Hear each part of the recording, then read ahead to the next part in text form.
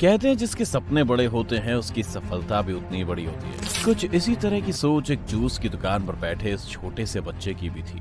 उसने बड़े बड़े सपने खुली आंखों से देखे थे, इसीलिए वो उन्हें पूरा करने के लिए दिन रात मेहनत करने से भी नहीं घबराया और कड़ी मेहनत करने के बाद वो मुकाम भी हासिल किया जहां वो 90 के दशक में दूसरों के सपनों को भी उड़ान देने लगा। ये कामयाबी और शोहरत कुछ लोगों की आंखों में इस तरह खटकी कि इन लोगों ने उन्हें मौत के घाट उतार दिया। ये कहानी एक सच्ची घटना है, एक ऐसे शख्स की कहानी है जिसने म्यूजिक इंडस्ट्री में क्रांति ला दी थी। ये कहानी है गुलशन कुमार की।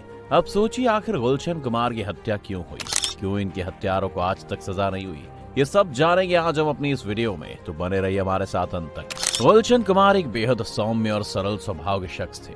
बावजूद इसके जरा सोचिए ऐसे व्यक्ति के साथ किसी की क्या ही रंजिश हो सकती थी, लेकिन इनकी कामयाबी और नेकियत ही इनकी मौत की वजह बन जाएगी। इस बात का अंदाजा तो खुद गुलशन कुमार को भी नहीं था। अब आपको गुलशन कुमार की मौत से जुड़े कुछ पहलू बताए जाएं, उससे पहले गुलशन कुमार को जान लेते हैं, जो दिल्ली के गली नुक्कड़ पर अपने पिता के साथ जूस की दुकान लगाया करते थे। 5 मई 1951 को दिल्ली में गुलशन कुमार का जन्म एक पंजाबी परिवार में हुआ।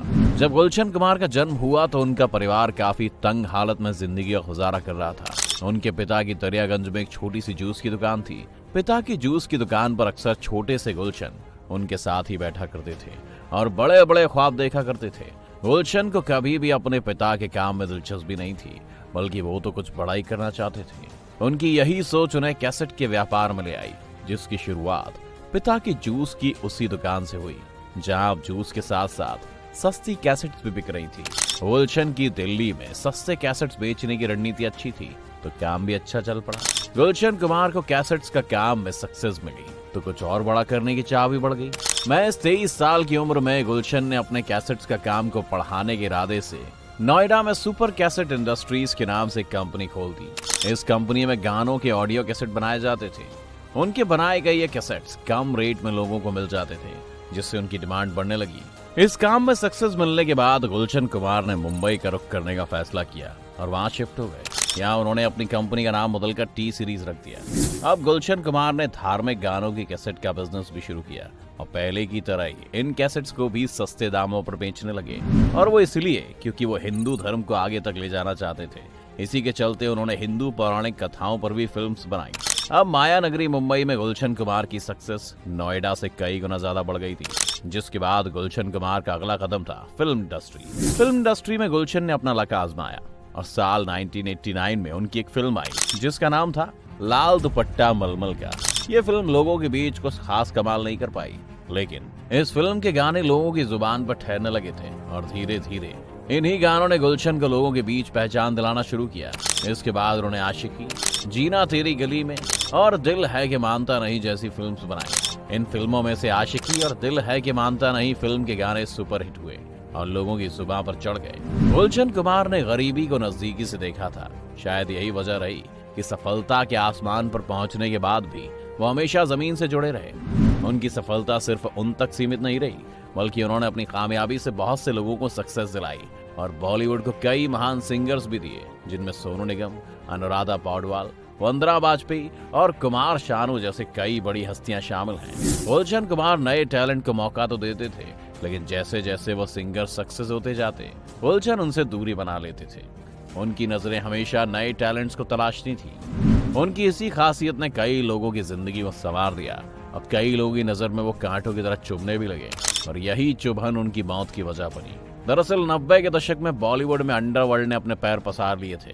अंडरवर्ल्ड बॉलीवुड पर पूरी तरह से हावी हो चुका था और वो बॉलीवुड की सफल हस्तियों को धमकी भरे कॉल्स करके उनसे पैसों की डिमांड करते थे। क्योंकि गुलशन कुमार भी सफल लोगों में शुमार थे और सबसे ज्यादा टैक्स भरने वाले इंसान बन चुके थे, तो वो कहाँ अंडरवर्ल्ड की नजरों से बचने वाले थे। लेकिन जब अंडरवर्ल्ड से उनसे पैसों की डिमांड हुई तो उन्होंने ये कहते हुए मना कर दिया कि इतने पैसे तो मैं माता के दरबार में लुटा दूंगा, लेकिन तुम्हें नहीं दूंगा। उनकी यही बात अंडरवर्ल्ड डॉन अबू सलेम को खटक गई और उसने उन्हें मारने की ठान ली। और 12 अगस्त को जब रोज की तरह गुलशन कुमार शिव मंदिर गए तो वहाँ पहले से घात लगाए सलेम के 2 शार्प शूटर्स ने उन पर गोलियां चला दी। उन्हें 3 गोलियां लगी और बचने के लिए जब वो पास ही की एक झोपड़ी में मदद मांगने के लिए गए तो वहाँ मौजूद महिला जब तक कुछ समझ पाती उससे पहले उन शूटर्स ने चिल्लाते हुए फिर से उन पर फायरिंग शुरू कर दी। इस दौरान गुलशन कुमार को 15 गोलियां लगी थी और हॉस्पिटल ले जाते हुए रास्ते में ही उनकी मौत हो गई। गुलशन कुमार हमेशा से चाहते थे कि उनका अंतिम संस्कार उनकी जन्मभूमि पर हो, इसीलिए उनकी इस इच्छा को पूरा करने के लिए उनको दिल्ली लाया गया और यहीं उनकी अंतिम विधि पूरी की गई। गुलशन कुमार की मौत के साथ उनकी एक कहानी खत्म नहीं हुई थी, बल्कि उनके इस हत्याकांड के बाद मुंबई में हलचल मच गई। लोगों में खौफ का माहौल था, पुलिस महकमे में हड़कंप मच गया था। इस मामले में छानबीन शुरू हुई तो बॉलीवुड के भी कुछ नाम सामने आए, जिन पर आरोप लगे कि उन्होंने गुलशन कुमार के मर्डर के लिए अबू सलेम को सुपारी दी थी और गिरफ्तारियां शुरू हुई। फिर अक्टूबर 1997 को टिप्स कंपनी के मालिक रमेश तौरानी को पुलिस ने गिरफ्तार किया। कहा गया कि रमेश ने अबू सलेम को गुलशन कुमार को मरवाने के लिए 25 लाख रुपए दिए थे। बाद में उन शूटर्स को भी गिरफ्तार कर लिया गया जिन्होंने इस घटना को अंजाम दिया था। नवंबर 1997 में पुलिस ने इस मर्डर केस की 400 पेज की चार्जशीट तैयार की, जिसमें उसने 26 लोगों को दोषी बनाया था। बॉलीवुड में जिन पर गुलशन के मर्डर का आरोप था, उस लिस्ट में रमेश तौरानी अकेले नहीं थे। उनके अलावा नदीम श्रवण की जोड़ी के नदीम सैफी पर भी आरोप था कि उन्होंने अबू सलेम से कहकर गुलशन कुमार को धमकी दिलवाई थी और नदीम ही उनकी हत्या की साजिश के एक सूत्रधार थे। नदीम के खिलाफ अरेस्ट वारंट तो निकला, लेकिन वो कभी गिरफ्तार नहीं किया जा सका, क्योंकि कहा जाता है कि गुलशन के मर्डर के वक्त नदीम सैफ इंग्लैंड में थे और वहां की गवर्नमेंट ने उन्हें अरेस्ट करने की परमिशन नहीं दी, जिस वजह से उनकी गिरफ्तारी नहीं हो पाई। हालांकि साल 2002 में इंडियन कोर्ट ने सबूत न मिलने की वजह से उन पर लगा आरोप रद्द कर दिया, लेकिन उनका अरेस्ट वारंट अभी तक वापस नहीं लिया गया है। नदीम के अलावा इस केस में आरोपी बनाए गए बाकी सारे आरोपियों को भी बरी कर दिया गया, सिवाय दोनों शूटर्स के। उन्हें उम्र कैद की सजा सुनाई गई। लेकिन अब सवाल ये है कि इस पूरे मामले में अबू सलेम को सजा क्यों नहीं हुई? तो इसका सबसे बड़ा कारण 1993 के मुंबई दंगे हैं, जिसमें अबू सलेम का हाथ भी था।